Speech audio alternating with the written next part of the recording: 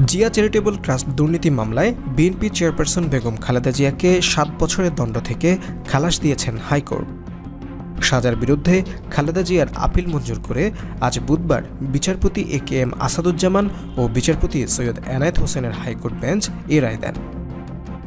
আদালতে খালেদা জিয়ার পক্ষে ছিলেন জ্যেষ্ঠ আইনজীবী Zainul Abedin, barrister Kaiser Kamal, barrister Ruhul Quddus Kajal, advocate Kazi Kamrul Islam Sajal, advocate Aminul Islam, advocate Zakir Hossain, advocate Siddiqullah Mia, advocate Maksudullah, advocate Azmal Hossain Khokon, barrister Sanjit Siddiqui.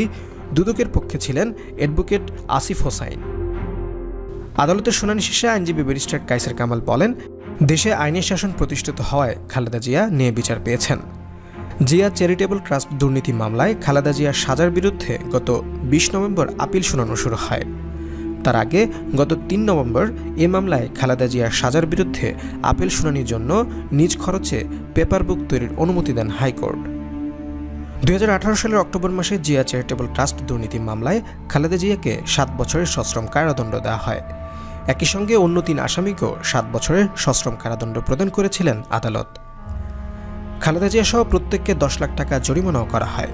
এছাড়া ট্রাস্টের নামে কেনা কাকরাইলে 42 কাঠা জমি বাজেয়াপ্ত করে তা রাষ্ট্রের অনুকূলে নেওয়ার আদেশ দেওয়া হয়।